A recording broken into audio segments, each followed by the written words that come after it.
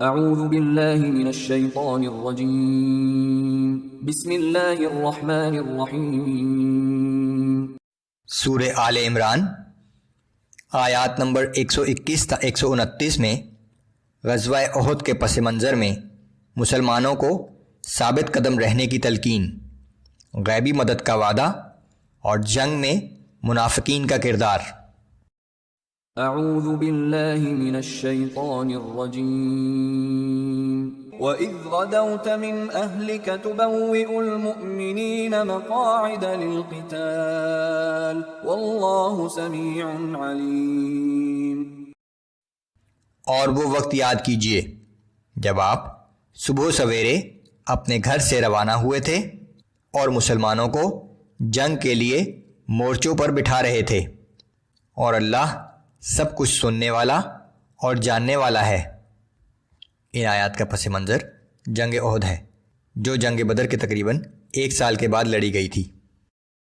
اذ هم الطائفتان منكم ان تفشلا والله وليهما وعلى الله فليتوكل المؤمنون۔ اس وقت تم میں سے 2 قبیلے بزدلی دکھانے پر اتر آئے تھے، حالانکہ اللہ ان دونوں کی مدد کے لیے موجود تھا، اور ایمان والوں کو اللہ ہی پر بھروسہ کرنا چاہیے۔ وَلَقَدْ نَصَرَكُمُ اللَّهُ بِبَدْرٍ وَأَنْتُمْ أَذِلَّةٌ فَاتَّقُوا اللَّهَ لَعَلَّكُمْ تَشْكُرُونَ۔ اور بلا شبہ اس سے پہلے اللہ بدر میں تمہاری مدد کر چکا تھا، حالانکہ تم اس وقت بہت کمزور تھے، بس اللہ سے ڈرتے رہو تاکہ تم شکر گزار بن جاؤ۔ جب جنگ شروع ہونے سے پہلے منافق عبداللہ بن ابی 300 ساتھیوں سمیت واپس چلا گیا تو انصار کے 2 قبیلوں بنو حارثہ اور بنو سلمہ کے دلوں میں کمزوری واقع ہوئی، اور کفار کے مقابلے میں مسلمانوں کی قلیل تعداد دیکھ کر دل چھوڑنے لگے، مگر چونکہ سچے مسلمان تھے اس لیے اللہ تعالیٰ نے ان کے دلوں کو مضبوط کر دیا۔ اذ تقول للمؤمنین ألن يكفيكم أن يمدكم ربكم ب3,000 من الملائكة منزلین۔ اور یہ نصرت اس وقت ہوئی تھی جب آپ جنگ بدر کے دوران مسلمانوں سے فرما رہے تھے کہ کیا تمہارے لیے یہ کافی نہیں کہ تمہارا رب 3,000 فرشتے اتارے اور ان کے ذریعے تمہاری مدد فرمائے؟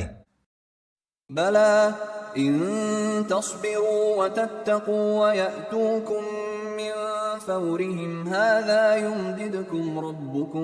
يُمْدِدْكُمْ رَبُّكُم ب5,000 مِّنَ الْمَلَائِكَةِ مُسَوِّمِينَ۔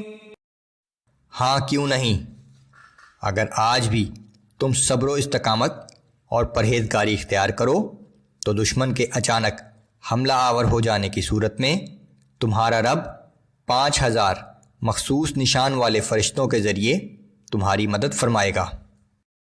وَمَا جَعَلَهُ اللَّهُ إِلَّا بُشْرَىٰ لَكُمْ وَلِتَطْمَئِنَّ قُلُوبُكُم بِهِ وَمَا النَّصْرُ إِلَّا مِنْ عِندِ اللَّهِ الْعَزِيزِ الْحَكِيمِ۔ اور اللہ نے اس امداد کی خوشخبری بھی صرف اس لیے دی ہے تاکہ تمہارے دل مطمئن ہو جائیں، وگرنہ فتح و نصرت تو صرف اللہ ہی کی طرف سے ہوتی ہے جو بڑی قوت و حکمت کا مالک ہے۔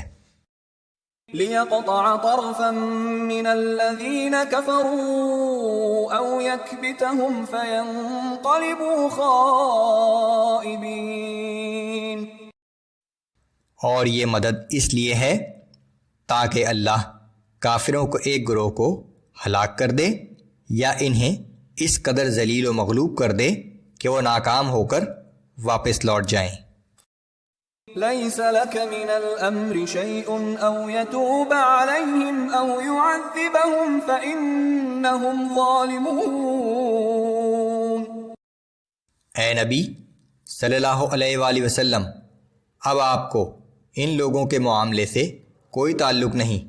اللہ چاہے تو انہیں توبہ کی توفیق دے، چاہے انہیں سزا دے، کیونکہ یہ ظالم لوگ ہیں۔ اس جنگ کے سلسلے میں منافقین اور مشرکین مکہ نے جو روش اختیار کی، اس بات سے رسول اللہ صلی اللہ علیہ وآلہ وسلم کو صدمہ پہنچا۔ اللہ کی طرف سے تسلی کہ آپ نے اپنا فرض ادا کر دیا، اب آپ پر کوئی ذمہ داری نہیں ہے، ان کا معاملہ اللہ کے حوالے کر دیں، چاہے تو وہ توبہ کی توفیق عطا کر دے اور چاہے سزا دے۔ جنگ کے بعد ان میں سے بعض لوگوں کو اللہ نے توبہ کی توفیق عطا کر دی اور وہ ایمان لے آئے۔ وَلِلَّهِ مَا فِي السَّمَاوَاتِ وَمَا فِي الْأَرْضِ يَغْفِرُ لِمَن يَشَاءُ وَيُعَذِّبُ مَن يَشَاءُ وَاللَّهُ غَفُورٌ رَّحِيمٌ۔